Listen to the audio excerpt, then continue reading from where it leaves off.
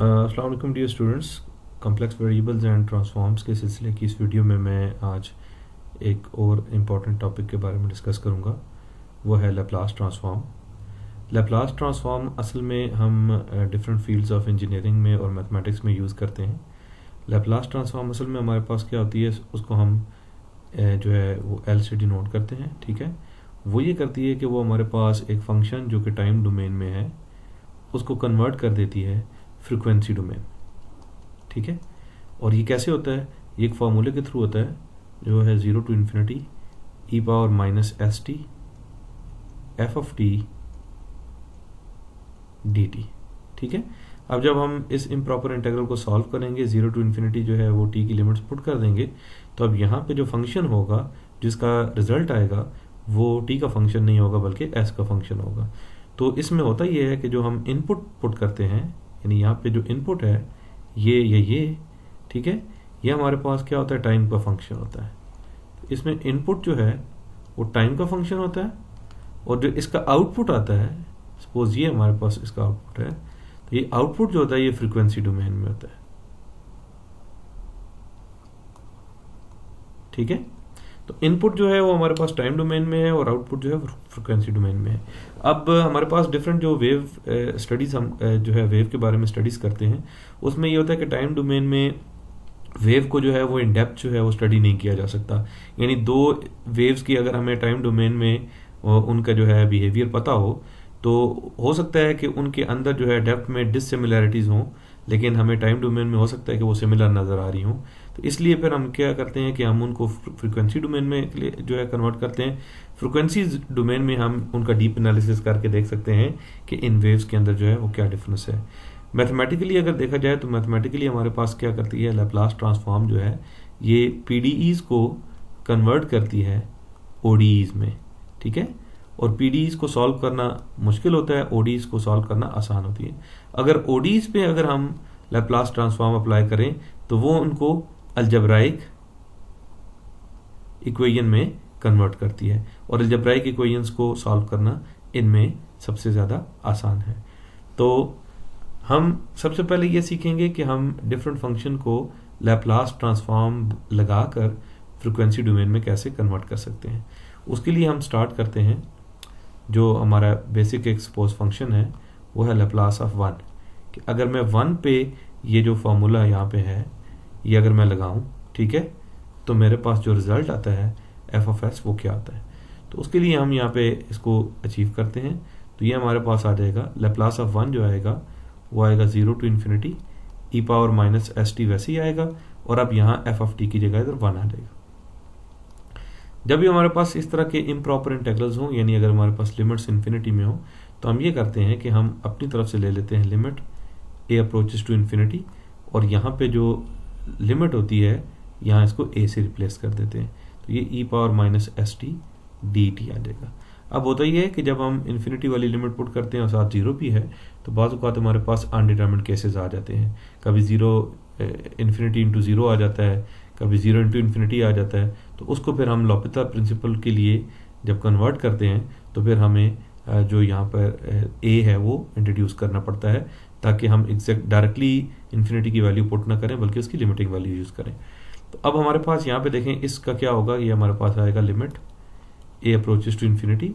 यहाँ पे अब इसको जब मैं इंटीग्रेट करूँगा तो ये इंटीग्रेट होके क्या आएगा, e power minus s t divide by minus s, और लिमिट इसकी कहाँ से कहाँ तक है, 0 से a तक है।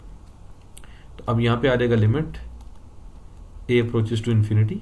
ठीक है, और यहाँ पे अब मैं जब लिमिट पुट करूंगा ये आ जाएगा e power minus a s divided by minus s, और माइनस फार्मूला क्या लगेगा, ये प्लस हो जाएगा, ई पावर यहाँ पे आएगा 0 divided by minus S. Sorry, ये प्लस एस हो जाएगा क्योंकि ये मैं ऑलरेडी यहाँ पे प्लस कर चुका हूँ। अब मैं इसको लिमिट के बाहर लिख सकता हूँ क्योंकि इसका लिमिट के साथ कोई लेना देना नहीं है, और अगर मैं यहाँ पे भी लिमिट पुट कर दूँ तो ई पावर माइनस इन्फिनिटी आ जाएगा, तो मुझे इससे कोई फर्क नहीं पड़ता, ये मैं डायरेक्टली पुट कर देता हूँ। E power minus infinity divided by minus s plus यहाँ पे ई पावर 0, ये 1 ओवर एस हो जाएगा। ई पावर माइनस इन्फिनिटी जो होता है ये 0 की इक्वल होता है, तो ये हमारे पास आ जाएगा 0 प्लस 1 ओवर एस। इसका मतलब है कि हमारे पास जो लैप्लास ऑफ 1 होती है वो हमारे पास 1/s के इक्वल होती है। तो आपको डिफरेंट जो बुक्स हैं उनमें इनके टेबल्स भी मिल जाते हैं।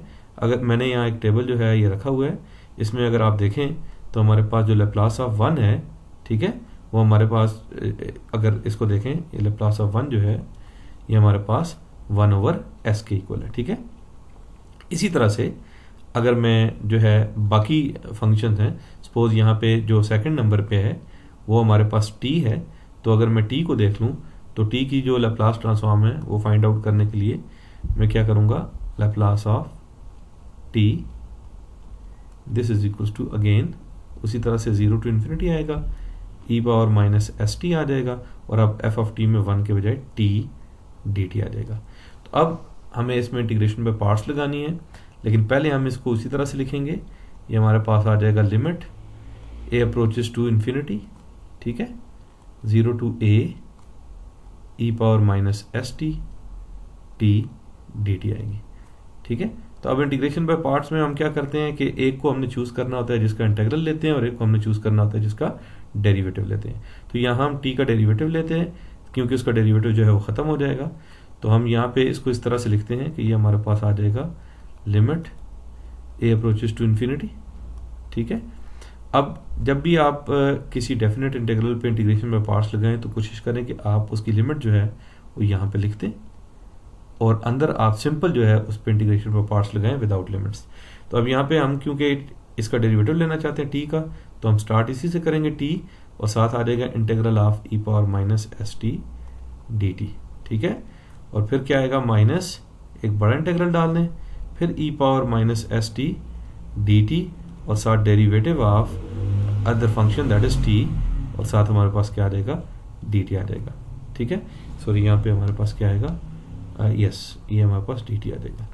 तो ये derivative of t with respect to t जो है ये टर्म 1 हो जाएगी, ठीक है। और यहाँ पे इसका इंटीग्रल ले लेंगे तो ये आ जाएगा limit a approaches to infinity, यहाँ पे आ जाएगा हमारे पास t, और यहाँ पे आएगा e⁻−st डिवाइडेड बाय -s, और माइनस यहाँ पे भी क्या आएगा, e⁻−st डिवाइडेड बाय -s, और साथ क्या आ जाएगा, dt आ जाएगा, और लिमिट बाहर उसी तरह से 0 to a आ जाएगी। अब देखें हमारे पास ये इसी तरह से चलती जाएगी, limit a approaches to infinity. यहाँ पे अब अगर मैं लिमिट इन्फिनिटी की पुट कर देता हूँ तो ये t इन्फिनिटी हो जाएगा, और यहाँ पे e⁻−s जो है, पहले सपोज मैं अगर ये a की लिमिट पुट कर देता हूँ, पहले मुझे a की लिमिट पुट करने दे, फिर मैं आगे चलता हूँ। ये आ जाएगा t e⁻−st divided by -s, यहाँ पे माइनस, इसका इंटीग्रल जब दोबारा कैलकुलेट करेंगे तो ये हमारे पास क्या आएगा, पहले इसको मैं बाहर लिख लेता हूँ 1/s, ठीक है, और अंदर आ जाएगा e⁻−st dt, और बाहर लिमिट क्या आएगी, 0 to a।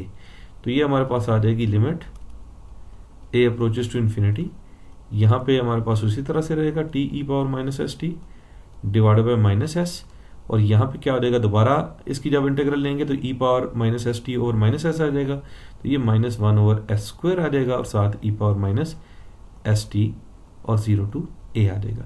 अब मैं पहले इसमें लिमिट पुट करता हूँ, तो ये limit a approaches to infinity उसी तरह रहेगी, और मैं इंटीग्रल की जो लिमिट्स हैं वो पुट कर देता हूँ। तो यहाँ हमारे पास आ जाएगा a e⁻−as divided by -s minus 1/s² e⁻−as, और अब मैं इसमें 0 वाली लिमिट पुट करता हूँ, तो ये -0 e⁻0 डिवाइडेड बाय -1 आएगा, और फिर इसके साथ ये प्लस हो जाएगा, और जब इसमें लिमिट पुट होगी तो ये आ जाएगा 1/s² e⁻0 आ जाएगा। तो ये हमने इसमें लिमिट पुट कर दी। अब देखें ये जो टर्म है ये 0 हो जाएगी, और ये सिंपल 1/s² रह जाएगी। इन दोनों टर्म्स में a मौजूद नहीं है, तो ये इस लिमिट के असर से बाहर आ जाएंगे, ठीक है, और लिमिट सिर्फ इन दो पार्ट्स में पुट हो जाएगी। तो मैं इनको यहाँ पे ब्रैकेट कर देता हूँ, ठीक है, लिमिट यहाँ पुट होगी, इन दोनों पे लिमिट का कोई असर नहीं होगा, और ये टर्म जो है ये हमारे पास क्या हो जाएगी, ये 0 हो जाएगी। तो यहाँ सिंपल क्या रह जाएगा, 1/s²। अब यहाँ मैं लिख लेता हूँ 1/s², ये इसकी जगह आता है। इसकी जगह मैं जब ये limit a approaches to infinity put करता हूँ तो ये e⁻−∞ हो जाएगा, यानी 0 हो जाएगा, तो इसको भी लिखने की जरूरत नहीं है। असल पॉइंट इस जगह पे है, यहाँ जब मैं इन्फिनिटी की लिमिट पुट करता हूँ तो ये इन्फिनिटी टाइम्स 0 हो जाता है, यानी अनडिटरमिनेड फॉर्म आती है। तो जब भी हमारे पास 0 इंटू इन्फिनिटी हो तो हम उसको या इन्फिनिटी बाई इन्फिनिटी बनाने की कोशिश करते हैं या 0 बाई 0 बनाने की कोशिश करते हैं, ताकि हम उस पर लॉपिता प्रिंसिपल जो है वो यूज कर सकें। तो यहाँ पे अगर मैं इस e power minus a S को नीचे ले आऊँ तो ये इजीली मेरे पास जो है ये जो है 0 बाई इन्फिनिटी फॉर्म में कन्वर्ट हो जाता है। तो ये a divided by minus s e power a s आ जाएगा, ठीक है। और अब जो है हम इसमें अगर देखें तो limit a approaches to infinity में अगर पुट करता हूँ तो ये infinity divided by e power a s, ये भी इन्फिनिटी बाई इन्फिनिटी फॉर्म बन जाता है। तो हमारे पास जो लॉपिता प्रिंसिपल है वो ये कहता है कि जब आपके पास इन्फिनिटी बाई इन्फिनिटी केस हो तो आप क्या करते हैं, न्यूमरेटर का अलग डेरिवेटिव ले लेते हैं और डिनोमिनेटर का अलग डेरिवेटिव ले लेते हैं। तो मैं इनके अगर डेरिवेटिव ले लेता हूँ यहाँ साइड पर, तो ये आ जाएगा limit a approaches to infinity, ठीक है।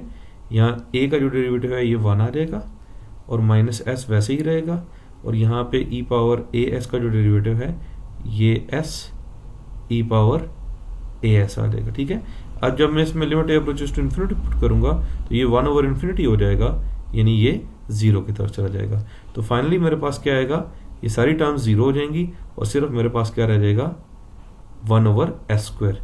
इसका मतलब है कि जो हमारे पास लेप्लास ऑफ t है, ठीक है, लेप्लास ऑफ t वो इक्वल हो जाती है 1 ओवर एस स्क्वायर को, ठीक है। और अगर हम टेबल को देखें तो ये हमारे पास जो टेबल था उसमें टेबल में अगर आप ये सेकंड नंबर पे देखें, ठीक है, तो ये सेकंड नंबर पे हमारे पास लेप्लास ऑफ t जो है वो हमारे पास किसकी इक्वल है, 1 ओवर एस स्क्वायर के इक्वल है। इसी तरह जो बाकी आइडेंटिटीज हैं वो भी आप इससे ड्राइव कर सकते हैं, ठीक है।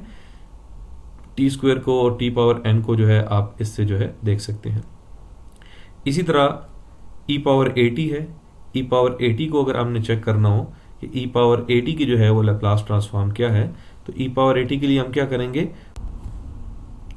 Laplace of E power a T लिखेंगे, ठीक है। और ये हमारे पास इक्वल हो जाएगा 0 to infinity e power minus s t e power a t d t आ जाएगा, ठीक है। तो इसको हम उसी तरीके से एक पैरामीटर ले लेंगे, limit t approaches to infinity, ये आ जाएगा 0 टू टी आ जाएगा, और यहाँ पे ये दोनों जो है ये आ जाएगा ई पावर माइनस, अगर मैं कॉमन ले लूँ तो ये एस माइनस ए टाइम्स टी डी टी आ जाएगा, ठीक है।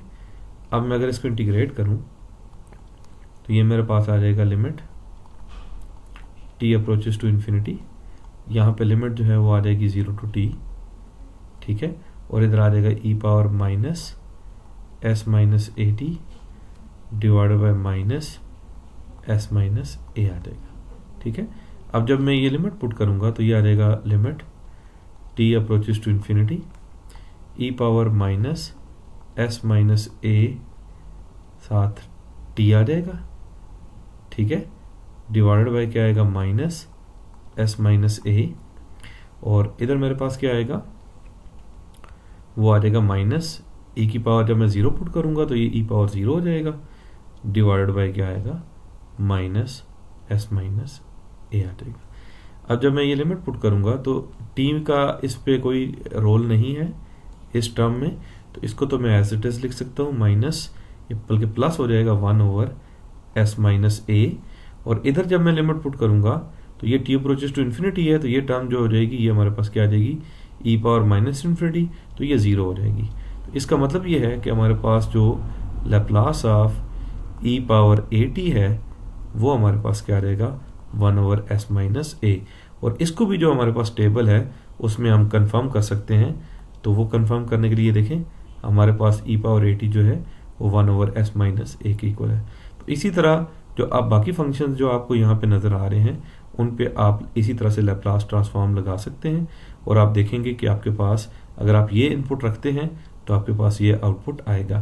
तो ये टेबल हमारे लिए बहुत ज़रूरी होता है, इस टेबल की वैल्यूज़ आपको याद होनी चाहिए कि ये हमें लैप्लास में भी पता होना चाहिए, और जब हम लैप्लास इन्वर्स करते हैं तो हम फिर यही देखते हैं कि 1 ओवर एस का जो लैप्लास इन्वर्स है वो 1 आ जाता है। तो इस तरीके से हम इसको चलाते हैं। इससे इंशाल्लाह जो नेक्स्ट जो वीडियो है उसमें मैं इसी के सिलसिले की जो नेक्स्ट टॉपिक है उसको डिस्कस करूँगा। तब तक के लिए अल्लाह हाफ़िज़।